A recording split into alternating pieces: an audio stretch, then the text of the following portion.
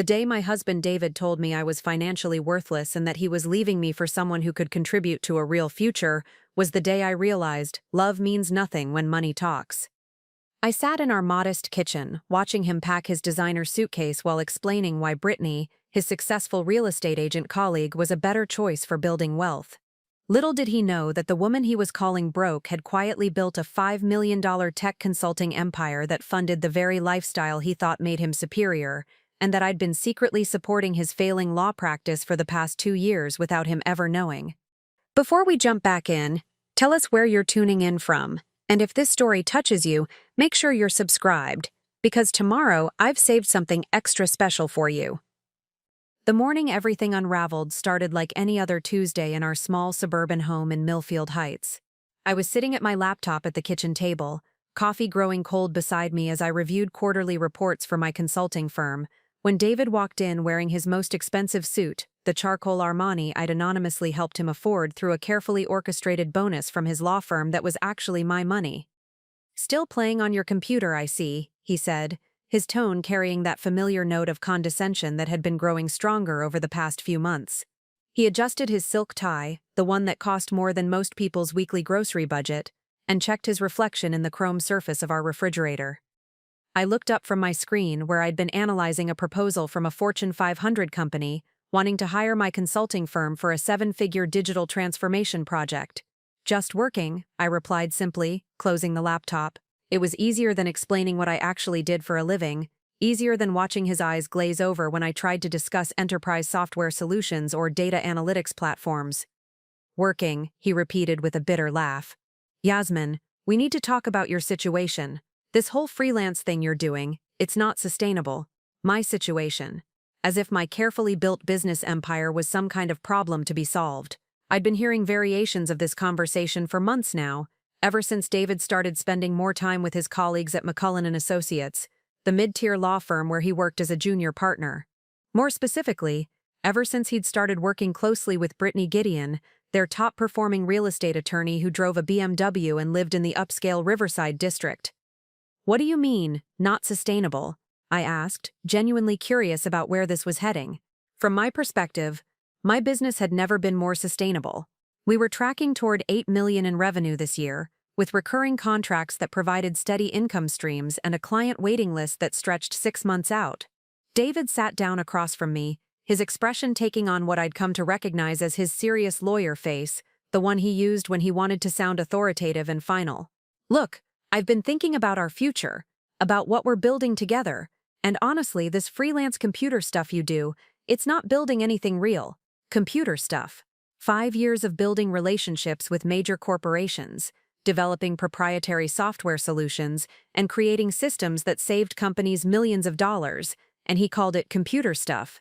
The irony wasn't lost on me that his law firm's entire case management system ran on software I'd custom built for them, software they paid my company handsomely for, though David had no idea I was the one behind Evans Technology Solutions. "I bring in decent money," I said carefully, testing the waters.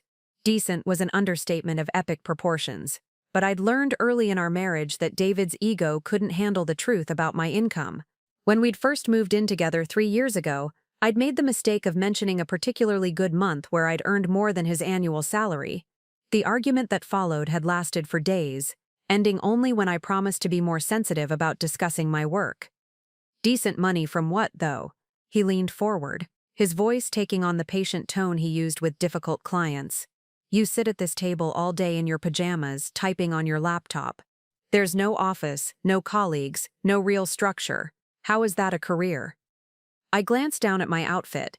Yes, I was wearing comfortable clothes, but these weren't pajamas. They were expensive athleisure wear that I could afford because my company had closed 3 major deals last quarter. But explaining that would require explaining everything else, and I wasn't ready for that conversation. "Not yet.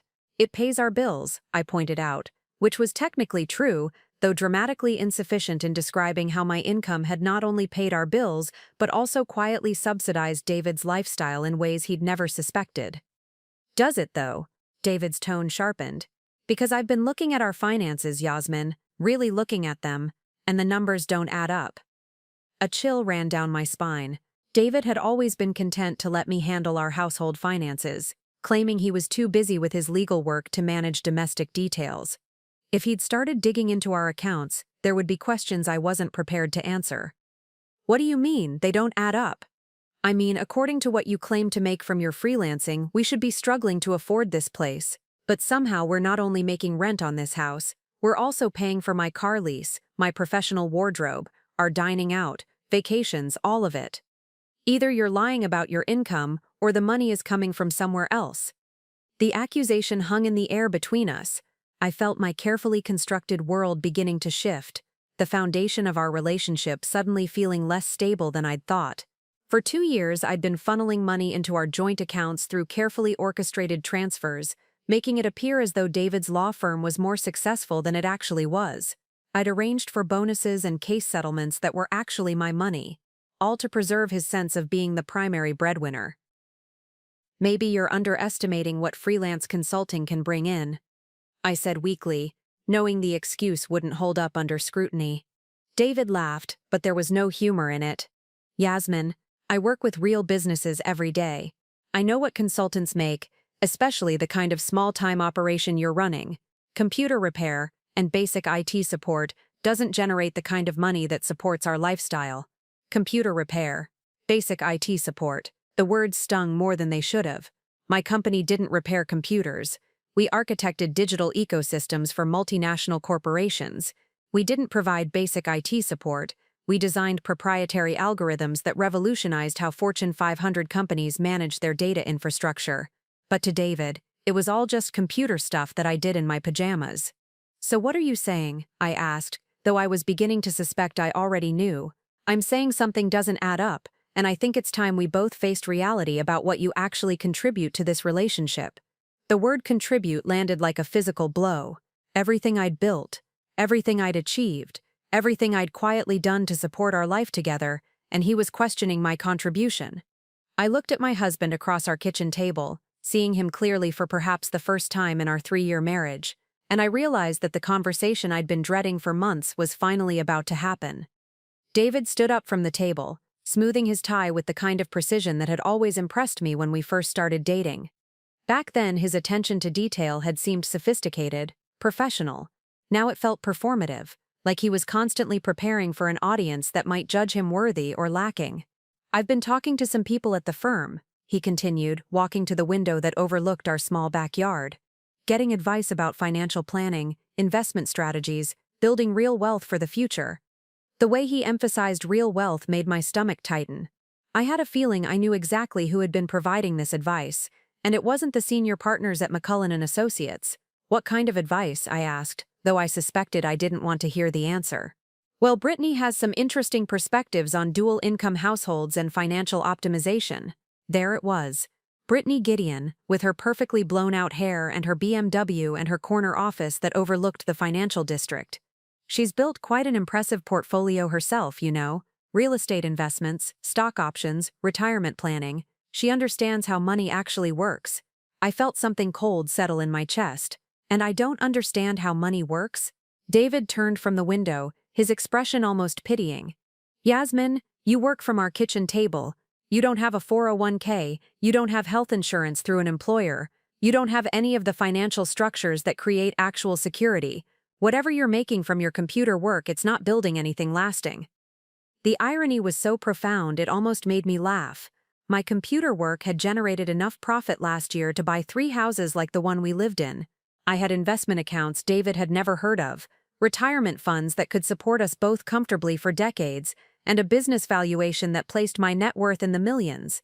But explaining that would require explaining everything else, and I was beginning to realize that David might not be ready to hear it. Britney thinks, he started, then caught himself. Britney thinks what? I pressed. She thinks that in a modern marriage, both partners need to contribute equally to building wealth, not just paying bills month to month, but actually creating financial growth and security. I absorbed this, wondering how David would react if he knew that I'd been the one creating financial growth and security for our household from the very beginning. That his own law practice would have failed 6 months ago without the anonymous cash infusions I'd arranged through shell companies and fabricated legal settlements. Has Britney shared these thoughts with you directly? I asked carefully. David's cheeks flushed slightly. Preparing and narrating this story took us a lot of time, so if you are enjoying it, subscribe to our channel. It means a lot to us. Now back to the story. We've had some conversations, yes. Professional conversations about financial planning and career development. Professional conversations. I'd been married to David long enough to recognize when he was being deliberately vague. What kind of professional conversations require discussing our personal finances? It's not like that, he said quickly, but his defensive tone suggested otherwise. Britney is just very knowledgeable about these things. She's built a successful practice. She understands investment strategies. She has real expertise in financial growth. I stood up from the table, my laptop clutched against my chest like a shield. David, are you having an affair with Britney? The question hung between us, direct and uncompromising. David's expression shifted through several emotions: surprise, guilt, indignation, before settling on something that looked like resignation. I'm not having an affair, he said finally, but I am questioning whether we want the same things out of life. What does that mean? It means I'm 32 years old, and I want to build something significant. I want a partner who shares that ambition, who brings real resources and connections to the table, someone who understands professional networking and wealth creation and long-term financial planning. Someone like Britney, in other words. Someone who wore designer suits to an office and had business cards and attended networking events. Someone whose success was visible and quantifiable in ways that David could understand and appreciate. And you don't think I understand those things? I asked. Yasmin, you work in your pajamas. You don't have colleagues or professional relationships or any kind of business network. Your idea of a career milestone is getting another small client who needs their website fixed. Website fixes. The disconnect was so vast I almost didn't know how to bridge it.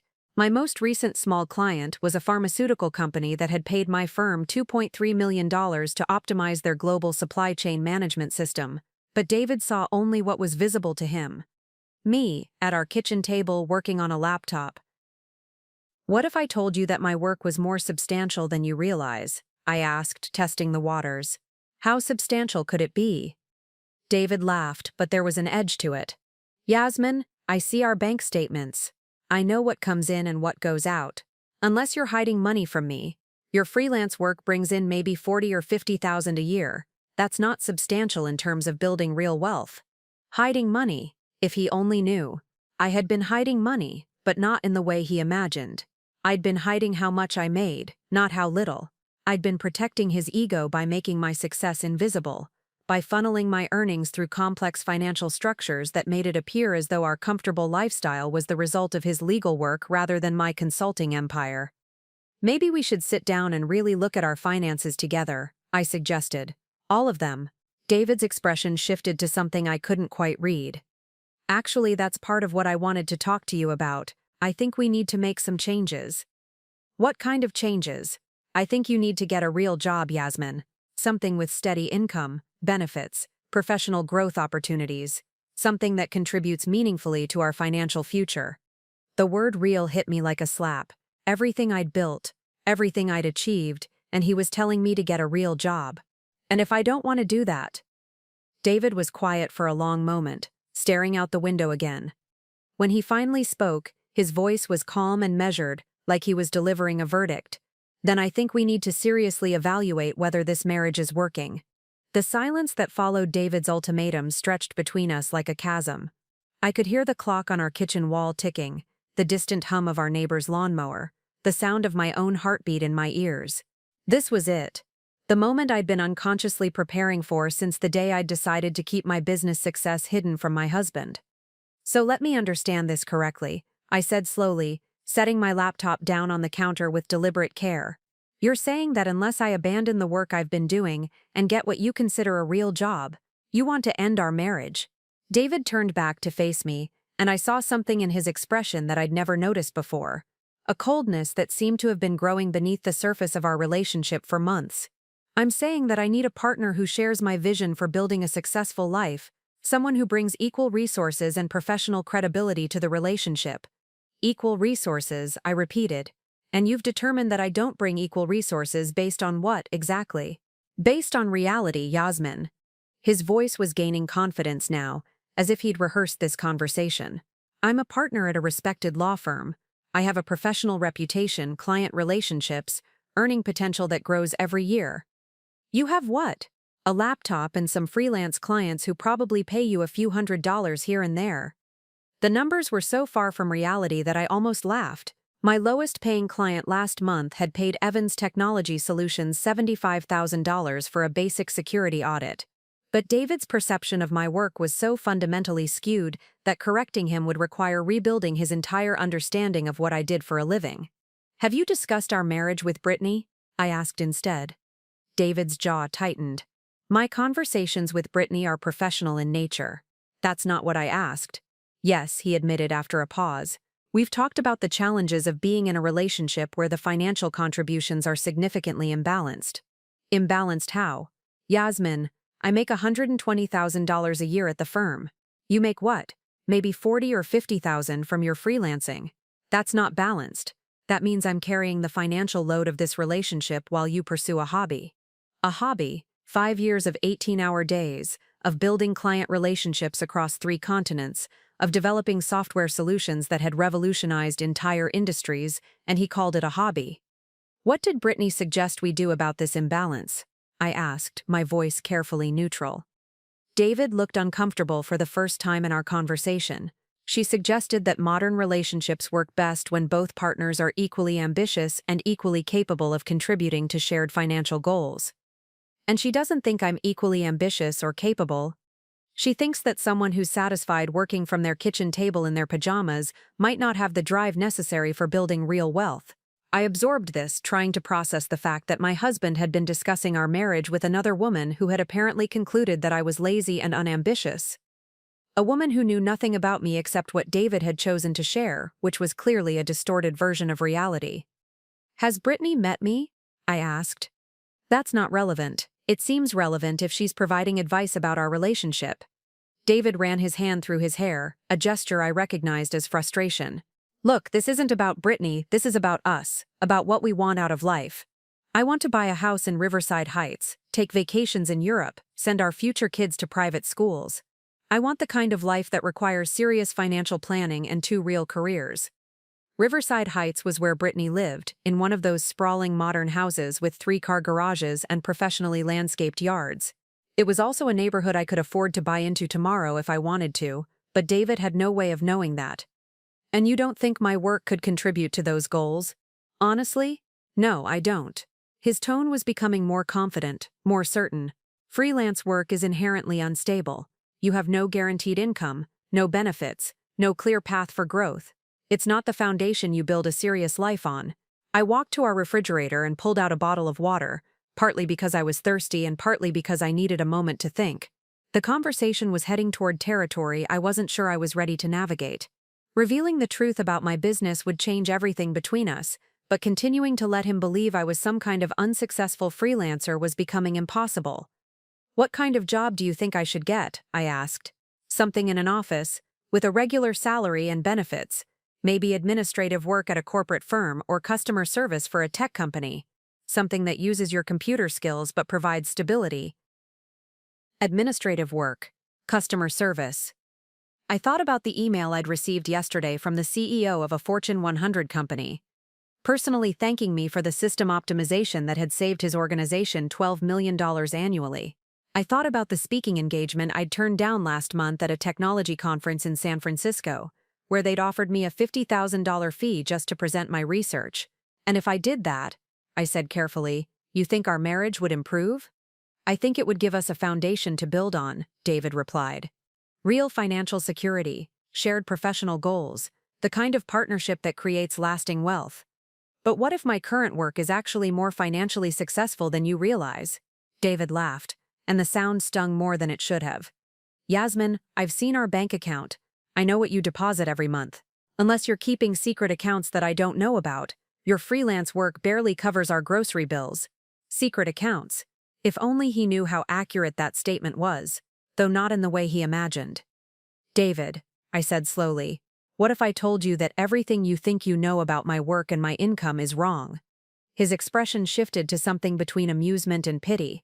I'd say that wishful thinking doesn't change bank statements. David's dismissive laugh echoed in our kitchen, and something inside me finally snapped.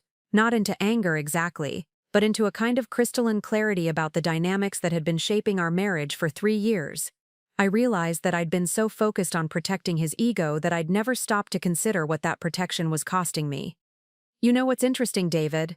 I said, leaning against the counter. "You keep talking about financial contributions and shared goals, but I don't think you actually know what those words mean." His eyebrows rose. "Excuse me? Tell me about your law practice. How's McCullen and Associates doing financially this year?" David's confidence faltered slightly. "We're doing fine, growing steadily." "Really? Because I remember you mentioning some concerns about cash flow a few months ago. Something about difficulty collecting on some major accounts?" "Every business has temporary cash flow issues," he said defensively. "That's normal in professional services. And that bonus you received in March, the unexpected $15,000 from the Patterson settlement? That was a nice surprise, wasn't it?" David nodded, though I could see confusion creeping into his expression. "Yes, it was. Connor mentioned that the client was particularly generous with the settlement terms. Connor McCullen, the senior partner who had received that money through a carefully orchestrated payment from one of my shell companies after I'd noticed David's increasingly anxious mentions of his firm's financial struggles. But David had no way of knowing that.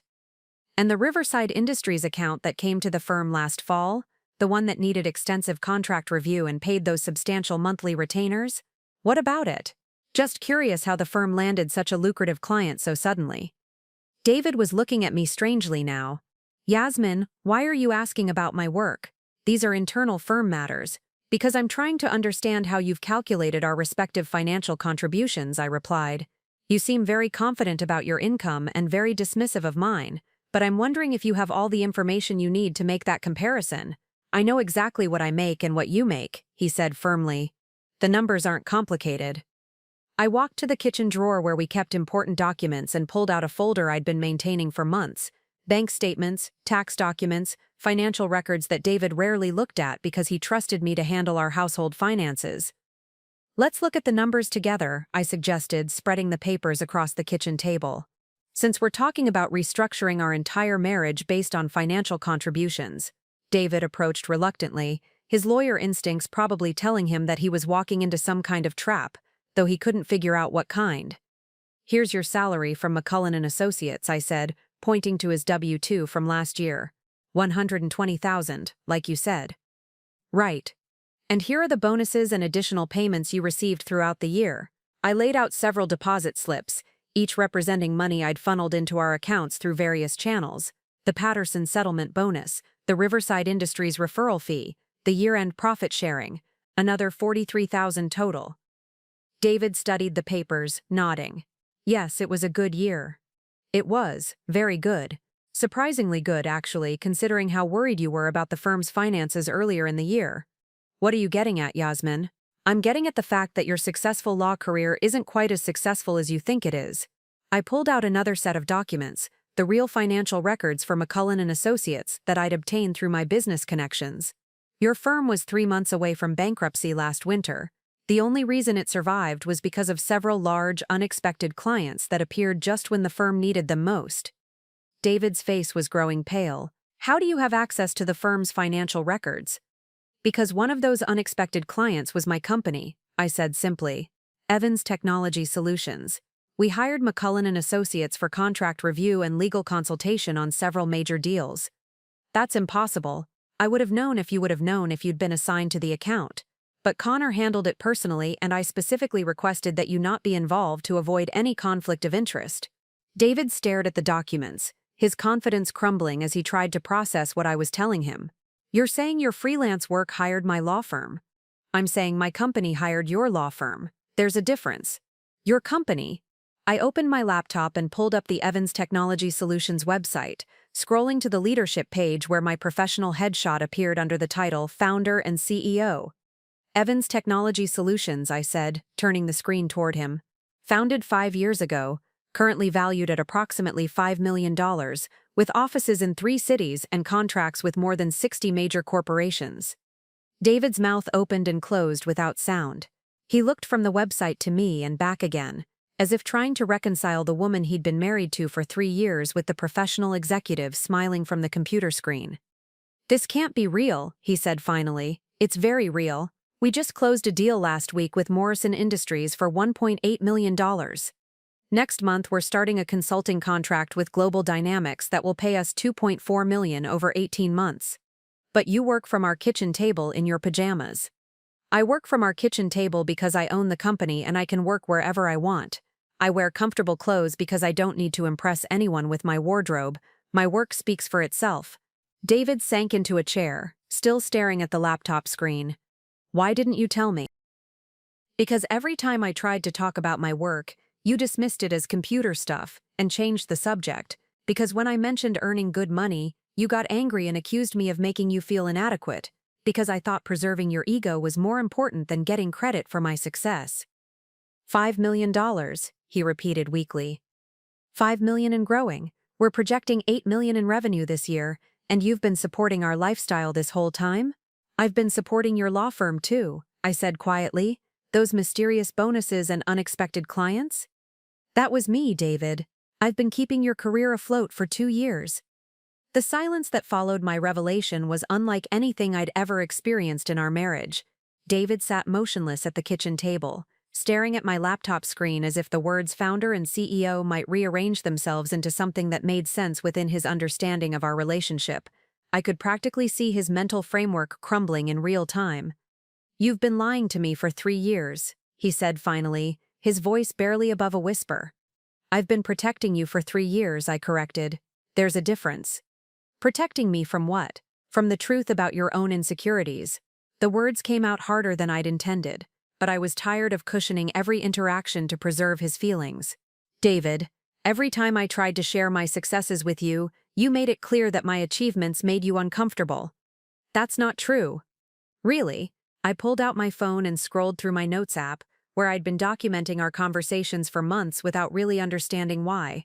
March 15th, after I closed the Henderson deal, you said, "Do you have to sound so excited about work all the time? It makes it seem like you care more about your clients than your husband." David's face flushed. I don't remember saying that.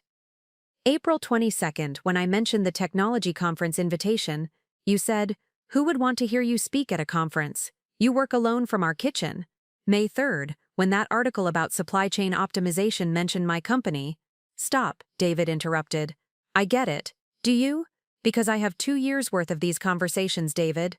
2 years of you systematically dismissing everything I tried to share about my work. So yes, I stopped sharing. I made my success invisible so you could feel better about yourself. He stood up abruptly, pacing to the window again. You made me look like a fool. I made you look successful. Your colleagues think you're thriving financially. Your firm survived because of my intervention. Because everyone else knows the truth, don't they? Your clients, your employees, whoever wrote that article you mentioned, they all know that you're some hotshot CEO while I'm just what? Just a small-time lawyer whose wife has been secretly propping up his entire life. The bitterness in his voice was startling. I'd expected shock, maybe even anger, but this level of resentment caught me off guard. David, your success isn't diminished by mine. We could have been a power couple, building something together. A power couple. He laughed harshly.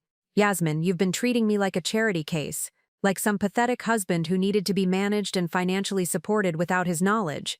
That's not how I saw it. Then how did you see it? Because from where I'm standing, it looks like you decided I was too weak to handle the truth about your success, so you created this elaborate fiction to protect my delicate male ego. There was truth in what he was saying, and it stung. I had made assumptions about his ability to handle my success. I had chosen to hide rather than confront the uncomfortable dynamics in our relationship. You're right, I admitted. I did make assumptions about what you could handle. But those assumptions were based on your own reactions, David. Every time my work came up, you found ways to minimize it or change the subject. So instead of talking to me about it, you decided to lie. I decided to keep the peace. By treating me like a child who couldn't handle adult conversations about money and career success, I felt something shift inside me, a recognition that this conversation had moved beyond the original issue of my hidden business into much deeper territory about respect and equality in our marriage. You want to talk about being treated like a child? I asked, my voice rising for the first time. Let's talk about how you've spent the last hour telling me I need to get a real job because my current work is just a hobby. Let's talk about how you've been discussing our marriage with another woman who thinks I'm lazy and unambitious. Let's talk about how you delivered an ultimatum about ending our marriage if I don't abandon my career to pursue something you consider more respectable. David turned back from the window, his expression defensive. That was before I knew. Before you knew what? Before you knew I was successful? So my work only has value if it generates millions of dollars? If I was actually making $40,000 a year from freelancing, I'd deserve to be dismissed and replaced? That's not what I said. It's exactly what you said. You told me that unless I get a job you consider worthy, you want to evaluate whether our marriage is working. The only thing that's changed in the last 10 minutes is that you've learned my job is more impressive than you thought. David sat back down heavily, running his hands through his hair. This is all so messed up. Yes, it is. But not for the reasons you think. What's that supposed to mean? I closed my laptop and looked directly at him. It means that for 3 years, I've been making myself smaller to make you feel bigger. I've been hiding my achievements, downplaying my success, and literally financing your professional life to preserve your sense of being the primary breadwinner. I never asked you to do that. You didn't have to ask. You made it clear that my success threatened you, so I made it invisible. But I'm done with that now, David. I'm done pretending to be less than I am to protect your feelings. So what are you saying? I'm saying that if you want to evaluate whether our marriage is working, let's do it honestly. No more hidden truths, no more protecting egos, no more pretending that I'm some unsuccessful freelancer who needs to get a real job. David stared at me for a long moment. And what if I can't handle being married to someone more successful than me? Then that's something you need to figure out, I replied. But I'm not going to keep making myself smaller to solve that problem for you. David's face cycled through several emotions before settling on something that looked disturbingly like calculation. I recognized this expression from the times I'd watched him prepare arguments for difficult cases.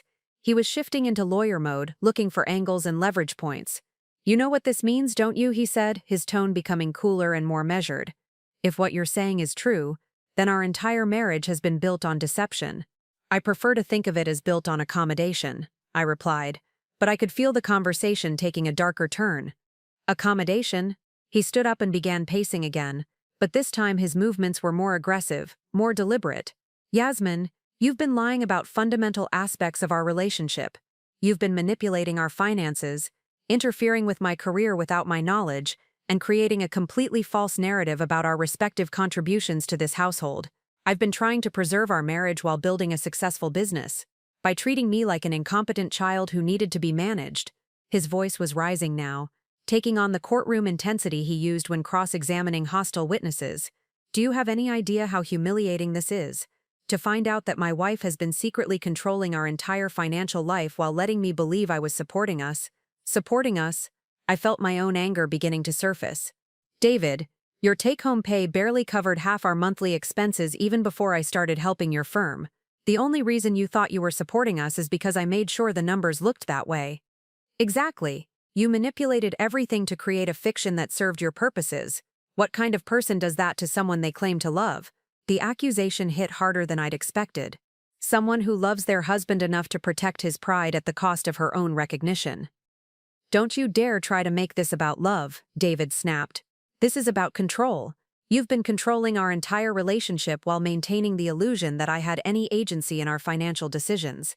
I stared at him, recognizing something ugly emerging in his tone and posture. This wasn't just shock or hurt feelings. This was David repositioning himself as the victim in a narrative where he'd been planning to leave me for another woman just an hour ago. You're right, I said quietly. I did control our finances. Because when I tried to be honest about my income and success, you made it clear that you couldn't handle being married to someone who out-earned you. That's not true, isn't it? Let's talk about what happened 2 years ago when I got that first major contract with Riverside Industries. I was so excited that I told you the exact amount. $400,000 for 6 months of work. Do you remember what you said? David's jaw tightened. I don't recall. You said it was impossible, that no one would pay that much for computer work, and that I was either exaggerating or being scammed. When I showed you the contract, you accused me of making you feel inadequate and asked why I needed to show off about money. I was trying to protect you from potential fraud.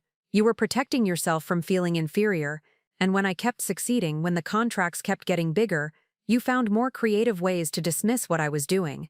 So yes, I started hiding it.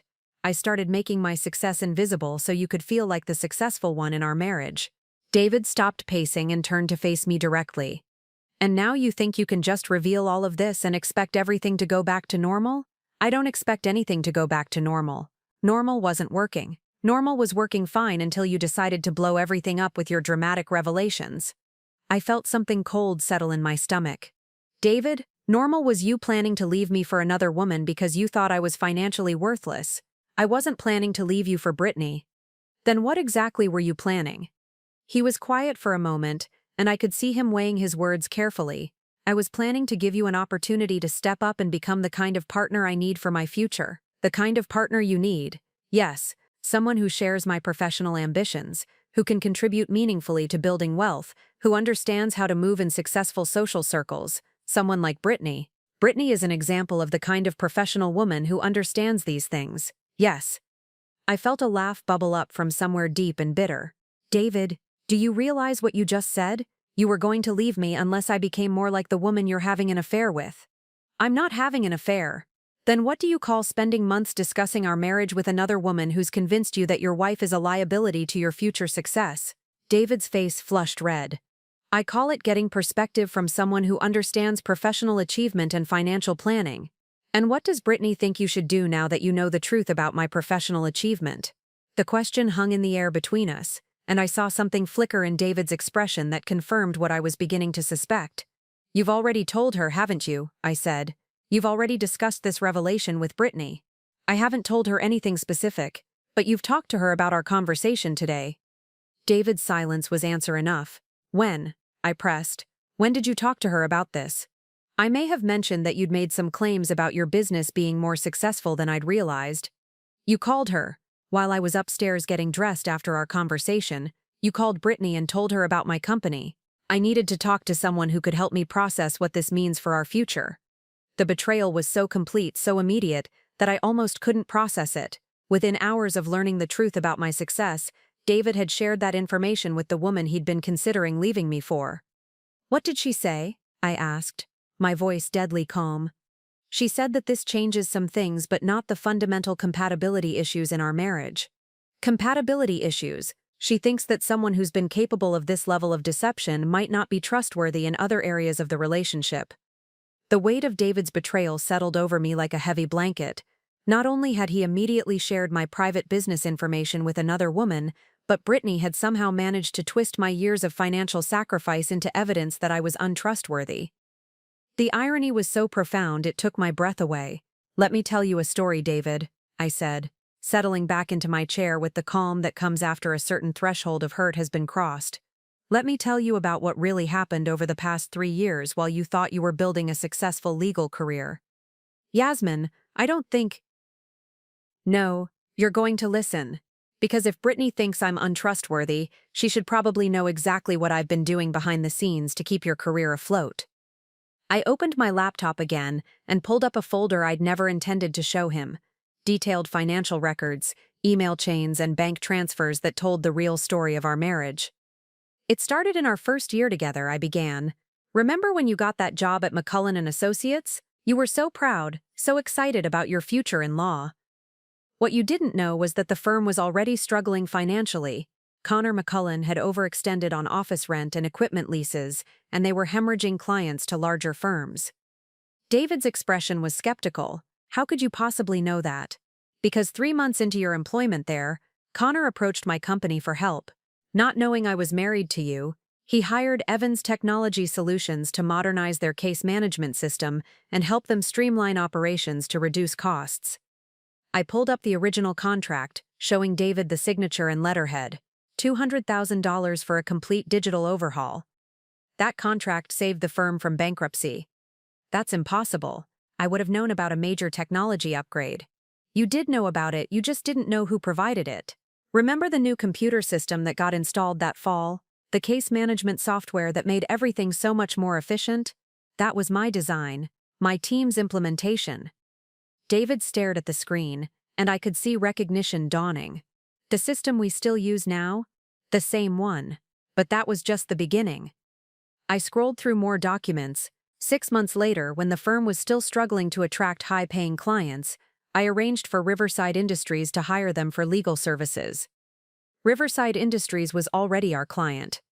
Riverside Industries became your client because I recommended McCullen and Associates to their board of directors. I'd been consulting for them for 2 years, and they trusted my judgment about service providers. I showed him the email thread where I'd specifically suggested his firm for their legal needs, describing it as a boutique practice with excellent attention to detail and competitive rates. But Connor said they found us through a referral from one of their technology consultants. That was me, David. I was the referral. The color was draining from his face as the full scope of what I was telling him began to sink in. How many clients? Riverside Industries, Patterson Construction, Morrison Logistics, Global Dynamics, when they needed contract review for their merger last year. About 60% of your firm's current client base came through my recommendations. I pulled up a spreadsheet I'd been maintaining, showing the revenue each of my referrals had generated for McCullen and Associates. In total, I've been responsible for bringing in approximately $1.8 million in revenue to your firm over the past 3 years. David's hands were shaking slightly as he reached for the laptop to get a closer look at the numbers. Why would you do this without telling me? Because you were struggling, and I loved you, and I wanted you to succeed.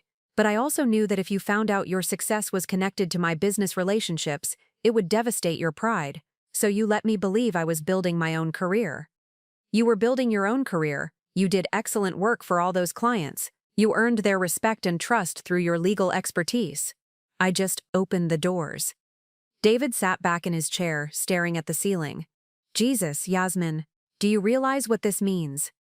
It means that while you were telling another woman that I was financially worthless, I was actually the primary reason your career hadn't collapsed. It means I've been living a lie for 3 years. It means you've been living a life where someone loved you enough to make your success possible while asking for nothing in return except the chance to be your partner. But I never asked for this help. No, you never asked. You never had to ask. That's what partners do for each other, David. They support each other's dreams and ambitions even when it's invisible, even when they don't get credit. David looked at me with an expression I couldn't quite read. And now you're telling me this because you were about to throw away our marriage for a woman who convinced you that your wife was a burden to your success. I thought you should know exactly how wrong that assessment was. David sat in stunned silence for several minutes, occasionally glancing at the financial documents spread across our kitchen table like evidence in a trial. When he finally spoke, his voice had taken on a different quality. Harder, more calculating than before. You realize this puts me in an impossible position, he said slowly. How so? If what you're saying is true, then my entire professional reputation is built on a foundation you created without my knowledge or consent. Every success I thought I'd earned, every client relationship I valued, every bit of respect I've gained at the firm, it's all compromised. I felt a chill run down my spine. This wasn't the reaction I'd expected. David, your work still had value. You still provided excellent legal services, but under false pretenses, he interrupted. My colleagues, my clients, they all think I'm this successful attorney who built his practice through his own merit. Now I find out I'm essentially a frontman for my wife's business empire. That's not how I intended it. Intent doesn't matter, Yasmin. What matters is the reality of the situation. He stood up and began pacing again, but this time his movements were sharp, agitated. Do you understand what this could do to my career if it gets out? Why would it get out? David stopped pacing and looked at me with an expression I'd never seen before, cold and assessing. Because you've already told me you're done pretending to be less than you are. Because you've made it clear that you want recognition for your success. How long before you decide you want credit for propping up my career too? The accusation was so unfair, so twisted from everything I'd actually said, that I almost couldn't respond. David, I've kept this secret for 3 years. Why would you think I'd expose it now? Because everything's changed. Our entire dynamic has shifted. You're not the supportive wife working from home anymore. You're the secret millionaire who's been pulling all the strings. I'm the same person I was this morning. No, you're not. This morning you were someone I could protect and provide for. Now you're someone who's been manipulating our entire relationship while making me look like a fool. I never made you look like a fool. I made you look successful. By deceiving everyone around us. His voice was rising again, taking on a desperate edge. Do you think Connor doesn't deserve to know that his firm's survival depended on his junior partner's wife? Do you think our clients don't deserve to know that their legal counsel came with hidden conflicts of interest? I stared at him, beginning to understand where this was heading. David, you're talking about destroying your own career out of spite. I'm talking about honesty. You've spent the last hour lecturing me about truth and transparency in our marriage. Well, maybe it's time for complete transparency. You want to tell everyone at your firm that I'm the reason for your success. I want to stop living a lie, but there was something else in his expression, something that looked almost like triumph. Unless, of course, you think there's a way we could work this out privately. The words hung in the air between us, and I felt a new kind of chill settle over me. What do you mean, work this out? David sat back down, his lawyer persona fully engaged now. I mean, maybe we can find a solution that protects both of our interests. Such as, well, you've clearly built something valuable with your company, and I've built something valuable with my legal practice, even if it had some assistance. Maybe there's a way to formalize that partnership going forward. Formalize it how? You could bring me on as general counsel for Evans Technology Solutions. Give me an official role in your company, something that explains the connection between our professional lives. In exchange, I keep the details of our personal financial arrangements private. I felt my mouth fall open. Are you threatening to expose our private financial information unless I give you a job at my company? I'm suggesting a mutually beneficial arrangement that protects both of our professional reputations. By blackmailing me. By finding a solution that works for everyone involved. His tone was calm, reasonable, as if he were negotiating a standard legal settlement. You get to keep your business empire, I get to maintain my professional dignity, and we both avoid the messy complications that would come from full disclosure. And if I refuse? David shrugged, but there was steel in his expression. Then I suppose everyone gets to learn the whole truth about our marriage.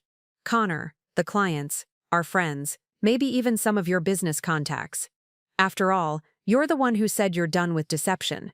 You would destroy your own career to hurt me. I would take control of my own narrative instead of letting you control it for me. He leaned forward, his voice becoming softer but somehow more menacing. You've had 3 years to pull the strings, Yasmin. Maybe it's time someone else held them for a while. I looked at my husband across our kitchen table and realized I was looking at a stranger. The man sitting across from me bore no resemblance to the David I'd married 3 years ago. That David had been insecure about money, yes, but he'd also been kind, supportive, and fundamentally decent. This David was something else entirely. Calculating, manipulative, and apparently willing to destroy both our careers out of wounded pride. You know what's interesting about threats, David? I said, closing my laptop with deliberate calm. They only work if the person making them has more to lose than the person receiving them. What's that supposed to mean? It means you seem to think I'm the one with secrets to hide. I stood up and began gathering the financial documents from the table. But I'm not the one who's been having an emotional affair with a colleague. David's face went pale. I told you I'm not having an affair with Britney. Maybe not physically, but you've been sharing intimate details about our marriage with another woman, seeking her advice about whether to leave me, and using her opinions to justify ultimatums about our relationship. What would you call that? That's completely different, is it? Because I'm pretty sure Connor McCullen and the other partners at your firm would have some strong opinions about junior associates who compromise their judgment by becoming emotionally entangled with colleagues. David's confidence faltered slightly. There's nothing unethical about consulting with a colleague about professional matters. Professional matters. You told me yourself that you've been discussing our personal finances, our marriage problems, and your plans for our future with Britney.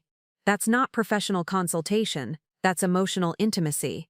I walked to our kitchen drawer and pulled out a small digital recorder I'd started keeping there months ago when David's behavior had begun to change. In fact, I think Connor would be very interested to hear about how his junior partner has been sharing confidential firm financial information with other employees.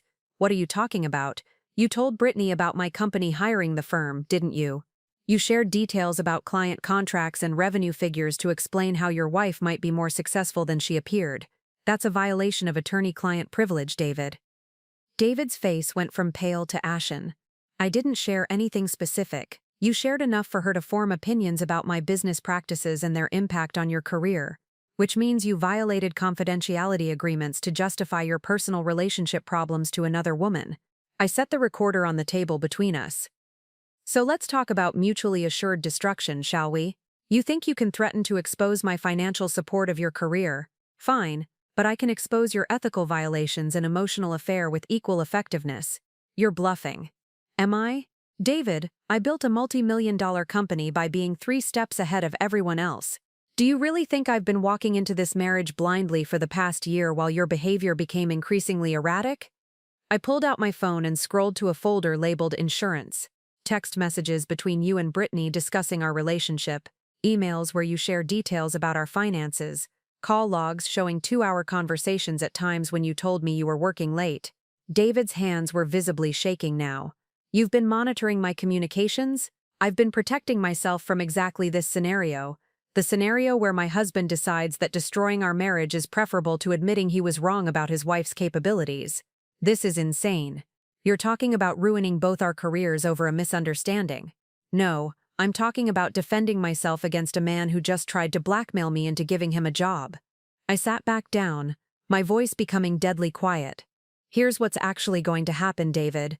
Yasmin, you're going to call Britney and tell her that you've worked things out with your wife and that you won't be needing her advice about your marriage anymore. You're going to stop sharing details about our relationship with colleagues, and you're going to decide whether you want to be married to me or not based on who we actually are, not who you thought we were. And if I refuse, then I'll make sure Connor knows exactly how his junior partner has been handling confidential client information and personal relationships. I'll make sure the state bar knows about your ethical violations, and I'll make sure everyone understands that your entire legal career has been subsidized by the wife you tried to blackmail. David stared at me for a long moment. You've really thought this through. I've had to, because while you were planning to leave me for someone else, I was planning how to protect myself from the fallout. So what now? We just pretend this conversation never happened? No, we deal with it honestly, but we deal with it as equals, not as a manipulator and his victim. I leaned forward. David, I don't want to destroy your career. I never did. But I also won't let you destroy mine because you can't handle the truth about our relationship. The truth about our relationship is that it's been built on lies. The truth about our relationship is that it's been built on love and sacrifice that you are too proud to acknowledge. I stood up again.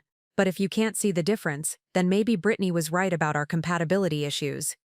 David stared at me across the kitchen table, the weight of our mutual threats hanging between us like a loaded weapon.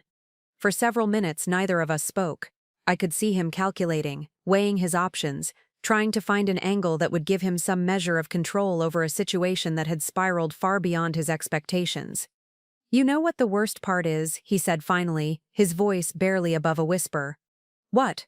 I actually called Britney after our conversation this morning, told her everything you'd revealed about your company. He looked up at me with something that might have been shame. Do you want to know what she said?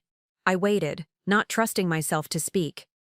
She said it didn't matter, said that someone who could deceive their spouse for years about something that fundamental couldn't be trusted in any aspect of a relationship. He laughed bitterly.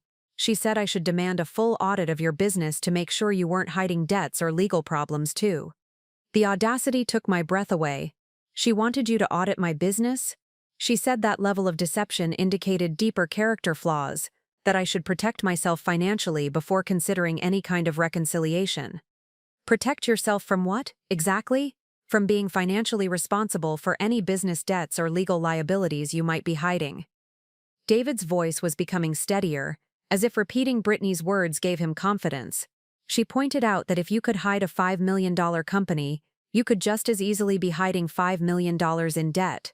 I felt something cold and sharp settle in my chest. And you believed her. She made valid points about financial transparency in marriage.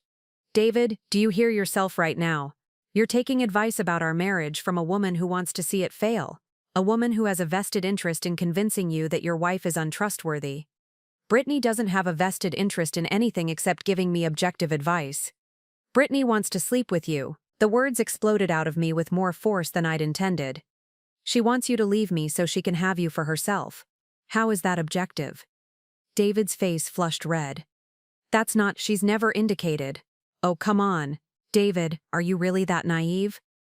I pulled out my phone again and scrolled to a different folder. Remember when I said I'd been protecting myself? That included protecting myself from the woman who's been trying to steal my husband.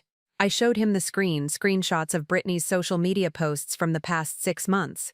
Photos of her and David at various work events, always standing just a little too close. Captions that mentioned her favorite colleague and her appreciation for brilliant legal minds.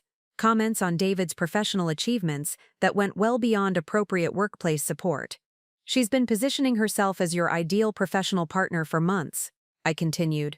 Look at this post from the firm's holiday party. She's wearing your jacket in the photo, and this one from the legal conference last month. She tagged you in a post about finding your professional soulmate. David scrolled through the images, his expression growing increasingly uncomfortable. These are just professional networking photos. Professional networking? I pulled up more screenshots. David, she's been crafting a narrative on social media that makes it look like you two are already a couple. Look at the comments from her friends. They're congratulating her on finally finding a good one and asking when the wedding is. That doesn't prove anything. It proves she's been planning to replace me long before she started giving you advice about our marriage.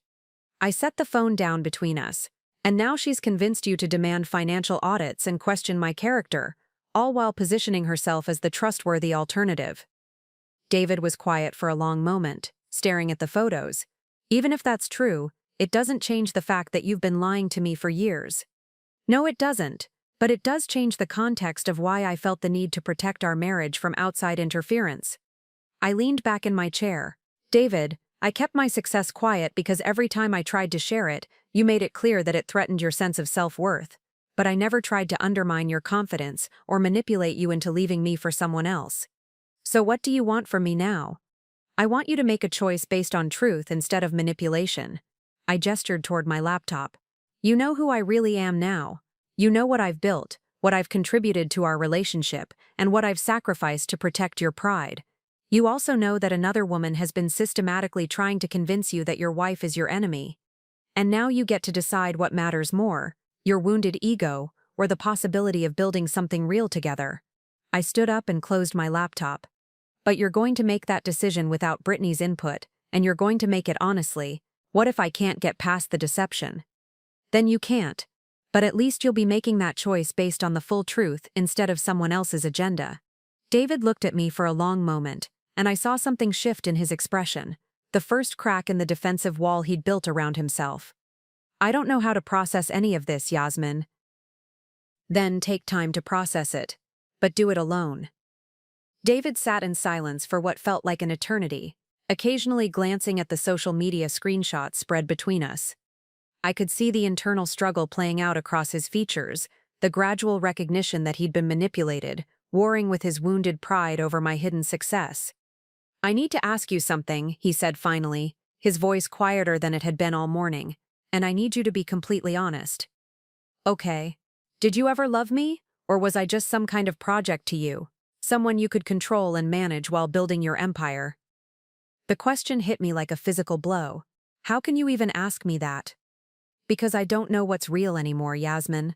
3 years of marriage, and I apparently didn't know the most basic facts about who you are or what you do for a living. How do I trust that anything between us was genuine? I felt tears prick at my eyes for the first time that morning. David, every dollar I funneled into your accounts, every client I referred to your firm, every time I made my own success invisible, I did it because I loved you. Because I wanted you to feel successful and confident and proud of yourself. But you didn't trust me with the truth. No, I didn't, because every time I tried to share my achievements with you, you found ways to diminish them. You made it clear that my success made you uncomfortable, so I made it invisible. David winced. Give me examples. Really? You want me to catalog every time you dismissed my work? Yes, because I genuinely don't remember being that unsupportive. I pulled out my phone and opened the Notes app where I'd been unconsciously documenting our conversations for months. February 10th, when I got the Morrison Industries contract. I was excited about the scope of the project, and you said, "Do you have to talk about work at dinner? It's supposed to be our time together." David's face fell slightly. I remember that. March 22nd, when that trade magazine wanted to interview me about supply chain optimization. You said, "Why would they want to interview someone who works alone from home? Are you sure it's legitimate?" I was trying to protect you from potential scams. April 15th, when I mentioned that 3 different companies had approached me about acquisition offers, you said companies get unsolicited offers all the time. It doesn't mean they're worth anything. I scrolled through more entries, each one a small paper cut that had accumulated into something deeper.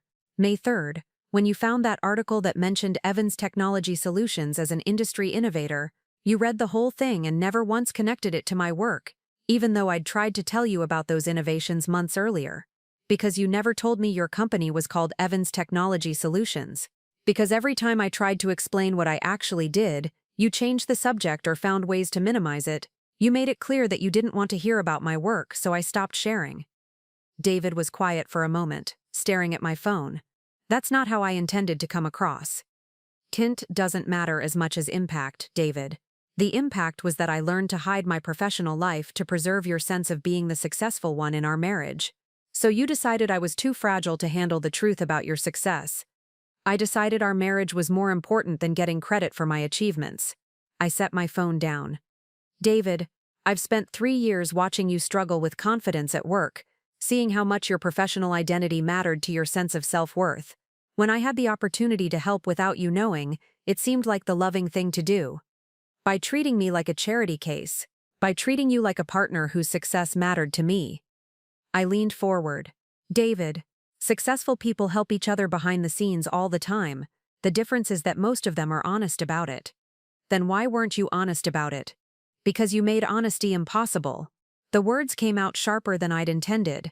Every conversation we had about money, about career success, about professional achievement, you found ways to make my contributions feel smaller or less important than yours. I never said your work wasn't important. You didn't have to say it directly. You said it in 1,000 small ways over 3 years. I stood up and walked to the window.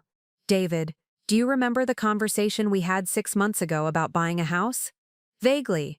You said we needed to be realistic about what we could afford based on actual income rather than irregular freelance earnings. You dismissed my ability to contribute to a down payment before you even asked what I had in savings. David's silence stretched longer this time. The house you wanted to buy in Riverside Heights? The one that costs $400,000? I could have written a check for the full purchase price that afternoon. Jesus, Yasmin, but instead of telling you that, I quietly started researching mortgages and down payment options because I thought that's what you needed to feel like we were building something together as equals. We weren't equals, though. I was living a lie while you held all the real power. I held financial power. You held emotional power. You controlled how I felt about myself, my work, my worth in our relationship. That's why I kept hiding, because your approval meant more to me than my own success. David remained silent for several minutes after my last statement, staring at his hands folded on the kitchen table. When he finally looked up, his expression was different, less defensive, more confused, and genuinely troubled. I don't know how to reconcile this, he said quietly. The woman I thought I married, and the woman sitting across from me now, it's like you're two completely different people. I'm the same person I've always been. You just never saw all of me. But that's just it. Yasmin, how can I trust anything about our relationship if you were capable of hiding something this massive for 3 years? He ran his hands through his hair in frustration. If you could keep a $5 million company secret, what else haven't you told me? The question hung between us, and I realized this was the crux of his struggle. It wasn't really about the money, or even about his wounded pride. It was about the fundamental trust that had been shattered by my revelation. There's nothing else, David. The business, the financial support I provided your firm, the client referrals, that's everything. My life is exactly what it appeared to be, except for the scale of my professional success. How am I supposed to believe that? Because in 3 years of marriage, have I ever lied to you about anything else? Have I ever betrayed your trust or acted in a way that suggested I was deceptive about other aspects of our life? David considered this, and I could see him mentally reviewing our relationship for other signs of deception. No, he admitted reluctantly, but this is such a huge thing to hide. It is, and I understand why that makes everything else feel uncertain. I leaned forward. David, can I ask you something now? Okay. When did you start having feelings for Britney? His face flushed immediately. I told you, I don't have feelings for. Please don't lie to me. Not after everything we've just been through. David was quiet for a long moment, clearly struggling with whether to be honest. About 4 months ago, he said finally. Maybe 5. What changed? She started paying attention to me in a way that felt different. Asking about my cases, complimenting my legal strategy, making me feel like I was actually good at what I do. And I wasn't making you feel good at what you do. You never really asked about my work anymore. Most of our conversations were about practical things, schedules, household stuff, your freelance projects that I didn't really understand. I absorbed this, recognizing the truth in it. In my effort to hide my own professional life, I'd also withdrawn from his. You're right. I stopped engaging with your work because I was afraid of accidentally revealing too much about how I knew your clients or your firm's financial situation. So we both started disconnecting. Yes.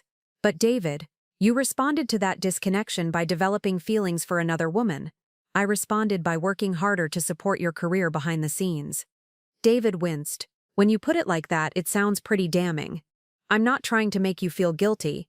I'm trying to help you understand that people handle relationship problems differently. My instinct was to give more, even if it was invisible. Your instinct was to look elsewhere for what you felt was missing. But I never acted on those feelings. Emotionally, you did. You started sharing intimate details about our marriage with her. You sought her advice about whether to leave me. You allowed her to influence your perception of me and our relationship. David looked uncomfortable. I see that now. Do you? Because 4 hours ago you were ready to end our marriage based on her assessment that I was financially worthless and professionally unambitious. I wasn't ready to end our marriage for her. Then why were you ready to end it? David was quiet for a moment, because I felt stuck, like I was married to someone who didn't share my ambitions or understand what I wanted out of life. What do you want out of life, David? Success, recognition, the respect of my peers, financial security, a partner who enhances my professional reputation rather than, I don't know, someone I have to make excuses for. And you thought I was someone you had to make excuses for. Honestly? Yes. When colleagues asked what my wife did for work, I never knew how to explain it in a way that sounded impressive. The admission stung, but it also clarified something important. So your feelings for Britney weren't really about her specifically. They were about having a partner whose success was visible and socially acceptable. Maybe, David admitted, she represents the kind of professional partnership I thought I wanted. Thought? I don't know what I think anymore. He looked around our kitchen, taking in the modest space where I'd built a multi-million-dollar empire.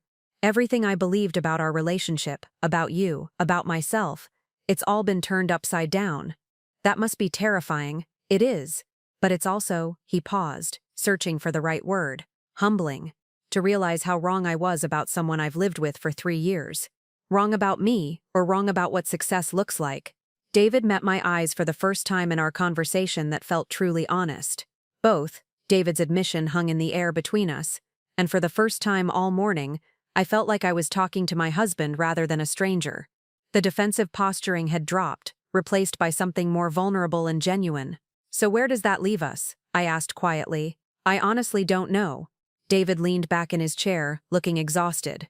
Everything I thought I understood about our relationship has been completely reframed. I need time to process what this means. Time to process or time to talk to Britney about it? David's face tightened. That's not fair. Isn't it? Because 4 hours ago you were taking her advice about ending our marriage. How do I know you won't do the same thing again? Because 4 hours ago, I didn't know the truth about your business or about how she's been manipulating the situation. But you still have feelings for her. David was quiet for a long moment. Yes, he said finally. I do. But I'm beginning to understand that those feelings were based more on fantasy than reality. What do you mean? I mean, I was attracted to the idea of her, the successful, visible professional partner who would enhance my reputation. But I never really considered what a relationship with her would actually look like beyond that surface appeal. I found myself curious despite the pain of hearing him admit his feelings for another woman. And what do you think it would look like? Competitive, calculating, based more on mutual professional benefit than genuine connection. David looked at me directly. Britney and I have never had a conversation like this one. We've never been vulnerable with each other or worked through a real conflict. Everything has been surface-level professional admiration. Whereas we've just spent the morning tearing each other apart and putting the pieces back together. Exactly.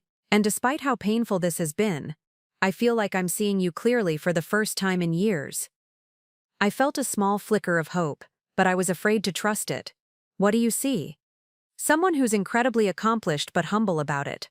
Someone who loved me enough to sacrifice recognition for my comfort. Someone who's been carrying the financial weight of our relationship while letting me believe I was the provider. David paused. Someone who's stronger and more capable than I ever gave her credit for. And how does that make you feel? Intimidated, he admitted. Ashamed of how I've treated you. Confused about what it means for our future. Why intimidated? Because I'm not sure I'm worthy of someone who could build what you've built while also supporting my career without asking for anything in return. This was not the response I'd expected. David, worthiness isn't about income or professional achievement. It's about how we treat each other, how we support each other's growth, how we handle conflict and forgiveness. But I haven't handled any of those things well, have I? I dismissed your work, sought emotional comfort from another woman, and threatened to sabotage your reputation when I felt threatened. No, you didn't handle them well, but you're recognizing that now, which is more than many people do. David nodded slowly. I want to try to do better, but I need you to help me understand how. What do you mean? I mean, if we're going to rebuild this marriage on honest terms, I need to understand what you actually need from me as a partner. Not what I assumed you needed based on my misperceptions about your career, but what you actually need. The question caught me off guard. In 3 years of marriage, David had never asked me directly what I needed from him. I need you to see me as an equal partner whose success enhances rather than threatens our relationship. Okay, what else? I need you to be genuinely interested in my work, not just tolerant of it. I need you to ask questions, celebrate my achievements, and let me share my professional life with you. I can do that. I need you to stop seeking advice about our marriage from other women, especially women who have romantic interest in you. David's face reddened. That's fair, and I need you to be honest about your feelings instead of building resentment in silence. If something about our relationship isn't working for you, we need to address it together, not separately. What about what I need? David asked. Tell me. I need to feel like I'm contributing meaningfully to our partnership, even if my contribution isn't financial. David, you do contribute meaningfully. Your legal expertise, your analytical thinking, your attention to detail, those are valuable skills that could enhance my business if you wanted to be involved. You'd want me involved in your company? Not in the way you suggested this morning. Not as a way to manage a threat, but as a genuine partner who brings complementary skills to the table. Yes, David looked surprised. I thought you wanted to keep your business separate. I wanted to keep it secret, but if we're rebuilding on honest terms, separation doesn't have to be part of that. So what would that look like practically? It would look like us being a real team instead of two people living parallel lives while pretending to be married. Our conversation was interrupted by the sound of David's phone ringing. He glanced at the screen and his face went pale. It's Connor, he said, referring to his senior partner. I should probably take this. I nodded, stepping into the living room to give him privacy, but I could still hear his side of the conversation. Hello, Connor? Yes, I'm at home. What kind of situation? I see. When did this happen? No, I had no idea. I'll be right there. David appeared in the doorway, his expression troubled. I need to go to the office. There's been some kind of emergency with one of our major clients. Which client? Riverside Industries. Apparently they're terminating their contract with us effective immediately, and Connor can't figure out why. They've been one of our most satisfied clients for 3 years. I felt my stomach drop. Riverside Industries was one of the clients I'd referred to David's firm, and they were also one of my oldest consulting clients. If they were terminating their legal contract suddenly, it might be related to something happening with my business. Did Connor say anything else? Just that their general counsel called this morning and said they'd be transitioning to a different firm for all future legal work. No explanation, no complaints about service quality, just a clean break. David grabbed his jacket from the hall closet, then paused at the door. Yasmin, you said you recommended McCullen and Associates to Riverside Industries originally. Do you still have a relationship with them? Yes, a close one. They're actually one of my largest clients. Could you call them? Find out what's happening? I hesitated. Making that call would require revealing to David the full extent of my business relationships, but it would also be helping his firm potentially save a crucial client. I'll call their CEO directly, I said.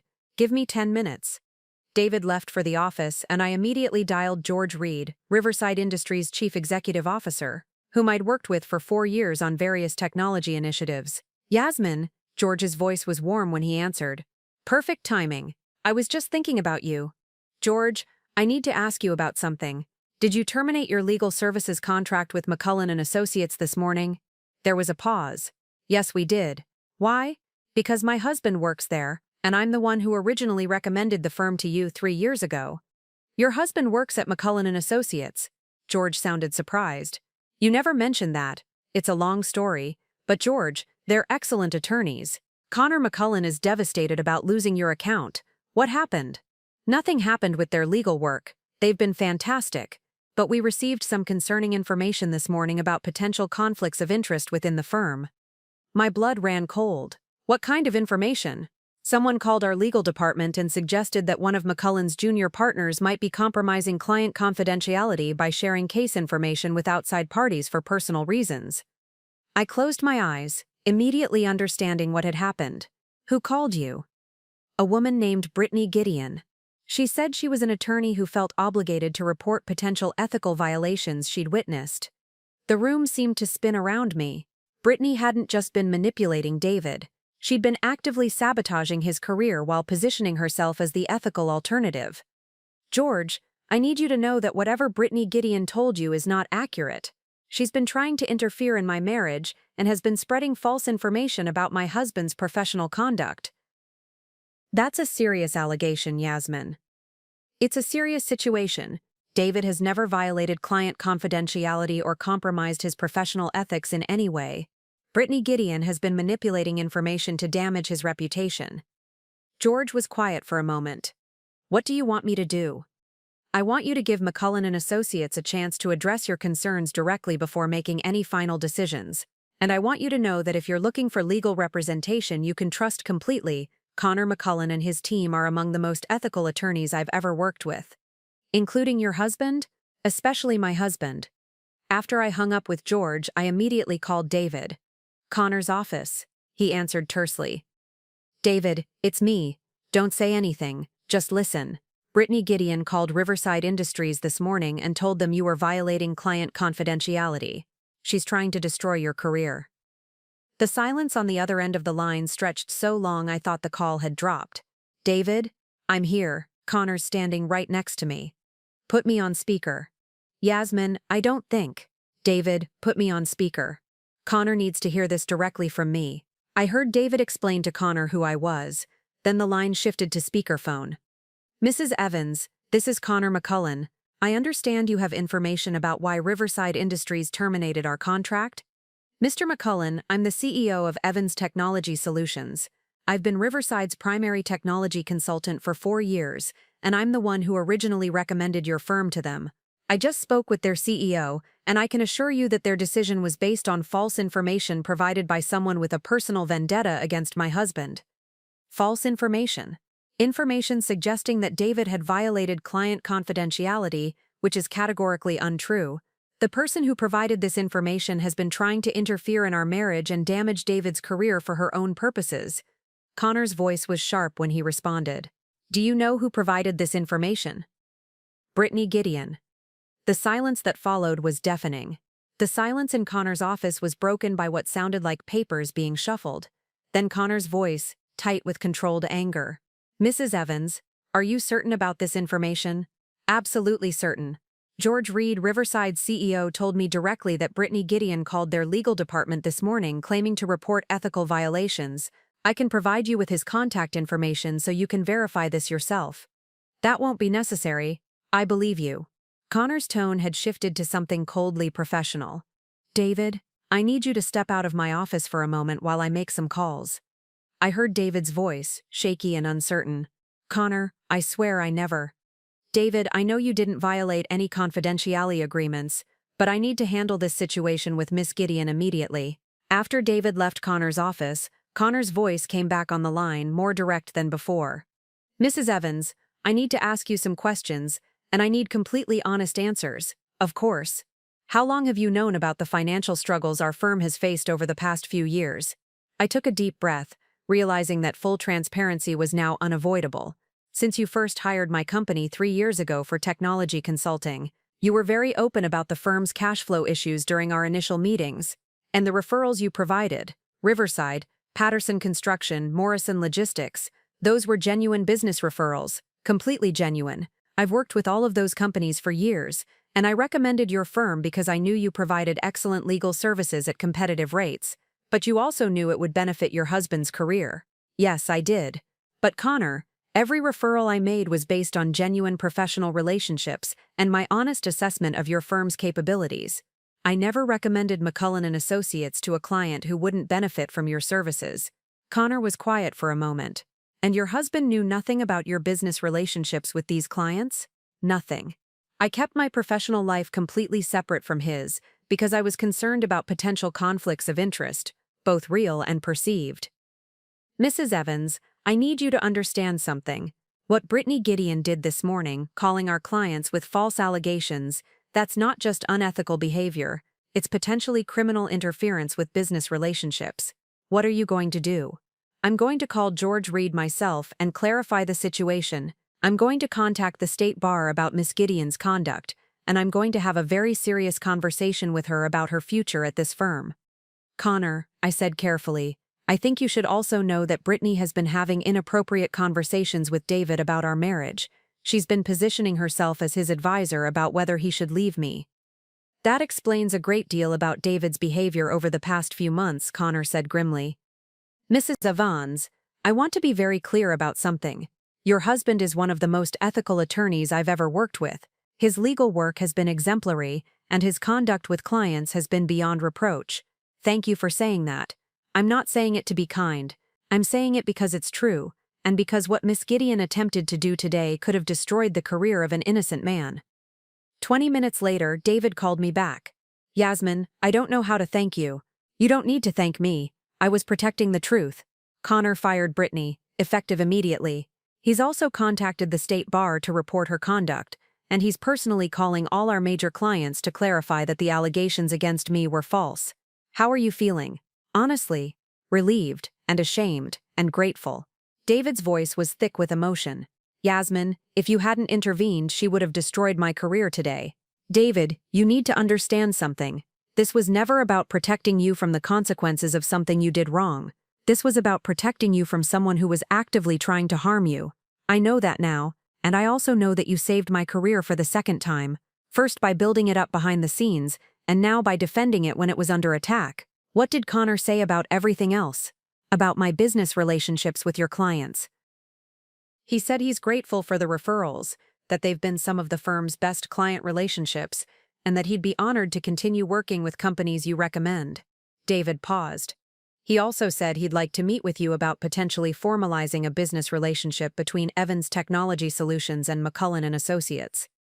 What kind of business relationship? A partnership where your company would provide technology consulting services to our clients, and we'd provide legal services to your clients when they need them. A real professional collaboration instead of hidden support. I felt something settle into place. A sense of completion that had been missing from our relationship for years. That sounds like the kind of partnership we should have had from the beginning, I said. It sounds like the kind of partnership we can have going forward, if you're willing to try. I'm willing to try, David, but this time, we do it as equals. This time, David said, his voice steady and certain, we do it as partners. 6 months later, I found myself sitting in the same kitchen where everything had unraveled, but the space felt completely different now. The modest table where I'd built my company in secret had been replaced by a larger workspace that David and I shared, laptops side by side, papers organized in neat stacks that reflected both of our work styles. David looked up from the legal brief he was reviewing for one of my clients. The Patterson Construction merger is going to be more complex than we initially thought. There are intellectual property considerations that could affect their technology contracts. What kind of considerations? I asked, genuinely interested. These conversations had become routine over the past months. Real discussions about work that neither of us had to hide or minimize. Software licensing agreements that might not transfer cleanly to the new corporate structure. We'll need to review every technology contract they have and determine which ones need to be renegotiated. I can help with that. I know most of their vendors personally. This was how we worked now, as actual partners who leveraged each other's expertise instead of competing for space or recognition. The change hadn't happened overnight, but it had been steady and genuine. Yasmin, David said, setting down his pen. I've been thinking about something. What's that? About what you said 6 months ago, about making yourself smaller to make me feel bigger. I think I finally understand what that cost you. I looked. He said he's grateful for the referrals, that they've been some of the firm's best client relationships, and that he'd be honored to continue working with companies you recommend. David paused. He also said he'd like to meet with you about potentially formalizing a business relationship between Evans Technology Solutions and McCullen and Associates. What kind of business relationship? A partnership where your company would provide technology consulting services to our clients, and we'd provide legal services to your clients when they need them. A real professional collaboration instead of hidden support. I felt something settle into place, a sense of completion that had been missing from our relationship for years. That sounds like the kind of partnership we should have had from the beginning, I said. It sounds like the kind of partnership we can have going forward, if you're willing to try. I'm willing to try, David, but this time, we do it as equals. This time, David said, his voice steady and certain, we do it as partners. 6 months later, I found myself sitting in the same kitchen where everything had unraveled, but the space felt completely different now. The modest table where I'd built my company in secret had been replaced by a larger workspace that David and I shared, laptops side by side, papers organized in neat stacks that reflected both of our work styles. David looked up from the legal brief he was reviewing for one of my clients. The Patterson construction merger is going to be more complex than we initially thought. There are intellectual property considerations that could affect their technology contracts. What kind of considerations? I asked, genuinely interested. These conversations had become routine over the past months.